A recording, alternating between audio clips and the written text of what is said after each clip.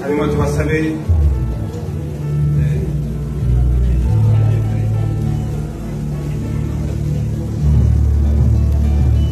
sebegera imbere rwose icyuma nuko umutima barawumanura ati nuko nuko tuzahora dufashanya akaboko ku kandi ntabwo rwose uzamura n'abandi yapfuye mu gihe cyose nta murongo n'umwe uzamubona ahubwo twakwiriye kumwe dufashanya aho ariho hose n'abandi kumwe nawe tukabasaba kubona bake cyane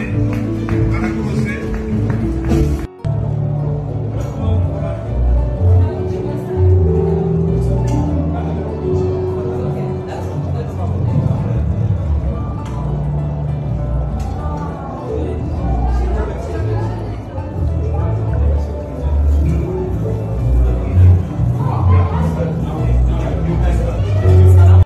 live ibibereye mu Buholandi mu bukwe bwa Josh Ishimwe nagatangaza mw'abantu mwe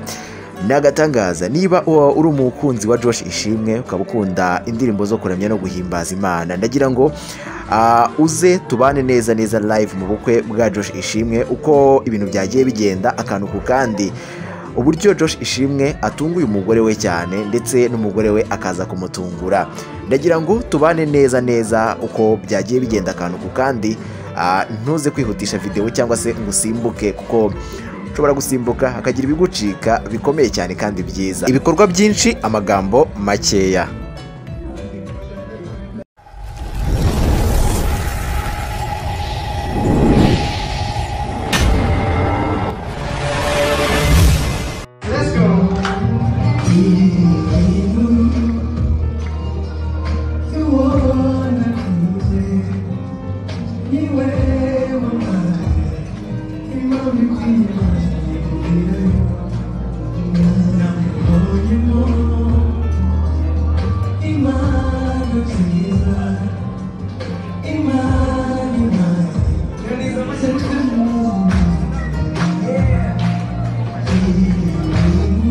Reka mbasuhuze kandi mbifurize gukomeza kugubwa neza cyane aho muherereye hose waba uri mu Rwanda hanze yarwo ndagusuhuje cyane kandi nkwifurije amahoro y'Imana ngakomeze abane nawe ndabizi ko tuba dukora imirimo myinshi bigiye itandukanye ndakwifuriza ngo ibyo ukora birushaho kugenda neza cyane Imana ikomeze kugenda ibiha umugisha ubashe gukora utera imbere ubashe kuronka ubashe kugirirwa umugisha muri rusange nyine ibintu byiza nyine byinshi nibyo nkwifuriza ngo wayeri ikaze rero kuri Adimount niyo nk'ibisanzwe tuganira amwe mu makuru abakomeje kugenda acicikana ku mbuga nkoranyambaga zigiye zitandukanye amakuru ibinyamakuru byinshi biba byagiye bigarukaho nibyo ngenda gukusanyiriza hanyuma nkabizana tukabiganiraho hanyuma rero murabizi ko muri video yabanjirije iyi ngiyi nabanje kubabwira ko ubwo twa turi kuganira kuri Josh Ishimwe tuvuga kubijyanye no gusaba no gukwa yari imihango yo gusaba no gukwa yari ikiba icyo gihe rero ubukwe bwari butararangira ndababwira ngo ndaza komeza nkurikirane amakuru akantu ku kandi uko buri buze kuza kugenda nyuma yo gusaba no gukwa byose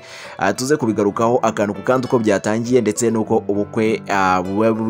bubashije kuba bugera ku musozo ibintu ari byishimo gusa barimo barabyina rwose ubona ko ibintu ari byiza cyane hanyuma rero Josh Ishimwe muri ibi birori yagize atya atungura umugore we cyane rwose amuririmbira indirimbo yamwandikiye amuririmbira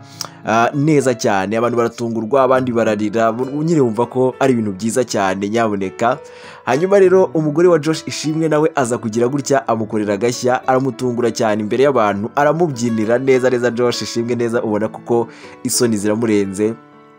ubona ko ari ibintu byiza cyane hanyuma rero mbere yuko twinjira mu bikorwa ndetse n'ibyaranze ubukwe ndagira ngo tubanze twibukiranye ibyabanje kubaho mbere yuko ubu bukwe buba kuri iyi tariki 21 Kamena 2025 nibwo aba bombi basezeranye imbere y'Imana ndetse nyine bagasaba bakanakwa nyine byose ubukwe muri rusange uko babumeze bwabaye rero kuri uyu munsi ariko ndagira ngo tugaruke ku bimwe mu byabanjirije ubukwe mbere yuko ubukwe buba muri buko ku itariki 10 Kamena 2025 nibwo ku mbuga nkoranyambaga hacicikanya mu makuru akomeje kugenda avuga cyane bavuga Josh Ishimwe uburyo ngo yasezeye ngo ubusore bwe, dore ko nawe n'ubundi yari ari muri biriya bihugu, yari ari mu Burayi aho ubukwe bwabereye. Icyo gihe Josh Ishimwe yiseguye ku bantu babwira ati nyamuneka rwose mumbabarire niba hari nabo nabangamiye, hari nabo byabangamiye, mwihangane, ntabwo ari njye wabiteguye, ni inshuti zanjye kandi nazo zabiteguye zizi ko n'ubundi no mu Rwanda tubikora kuko na hariya bajya babikora cyane. Ibi ngibi twabigarutsweho cyane ndetse n'abantu bagenda bavuga bati ntabwo yaciye nk'amabere, nta kibazo kirimo, ni ibintu bisanzwe ndetse n'abandi bagakwiye ahubwo kujya babikora. Ubu bukwe rero impamvu bwabereye i Burayi nuko uyu mwana w'umukobwa Umutoni Gloria akaba n'umugore nyine wa Josh Ishimwe, iwabo ababyeyi be ndetse n'umuryango we nyine baba hariya mu Buholandi. Niyo mpamvu rero ndetse na Josh Ishimwe akaba afite famiye, abantu benshi mu muryango we baba hariya i Burayi. Rero mu minsi yashize Josh yagize atya ajyana na mama we ndetse n'abandi bantu bo mu muryango bajyana i Burayi, dore ko yaranahafite ibitaramo, dore ko ku itariki 7 Kamena yataramiye mu Bubiligi mu bitaramo yarejyanyemo na Aline Gahongayire. Aline Gahongayire niwe wari ufite nyine icyo gitaramo cyari cya Aline Gahongayire, rero aza kujyana Josh Ishimwe nawe ataramira abantu. Hanyuma ku itariki 14 Kamena 2025 Aline Gahongayire nanone yarongeye ajyana na Josh Ishimwe gutaramira i Paris mu Bufaransa. Naho ni ibintu byagenze neza cyane, amafoto yagiye agaragara, amavideo atandukanye agenda afatwa, ni ibintu byari byiza cyane ndetse twanabigarutse mu makuru yacu agiye atandukanye twayagiye abanziriza izi nkuru. Sasa rero nyuma y'uko ibyo byose bibaye nyine nibwo umunsi nyirizina w'ubukwe waje kubugera. Hanyuma rero wa munsi abantu bari bategereje ari benshi, bya bintu abantu bifuzaga kubona ari benshi, bya birori mama wa Josh Ishimwe yahoze yifuza kubona, avuga ati umwana wanjye umwe nibyariye azakora ibirori anshimishe, byibuze nanjye mbone ukuntu biba bimeze, mbone ukuntu umwana nyine akwicaza mu ntebe nziza, ibintu bigende neza cyane. Akanyamuneza kari kose kuri mama wa Josh Ishimwe ndetse n'abantu bo mu muryango wo kwa Josh Ishimwe. Mu gitondo rwose mu gihe cyo gusaba no gukwa, ya magambo meza bakoresha, wabonaga ko akanyamuneza ari kose ku miryango yombi. Hanyuma rero ibintu biza kuba ibindi ku gihe cy'umugoroba. Nyabuneka ayo mashusho uri kubona muri screen yawe mu gihe cy'umugoroba byagize gutya bihindura isura nyine, kwa kundi ngo abatumiwe bazakirirwa ahantu hanaha.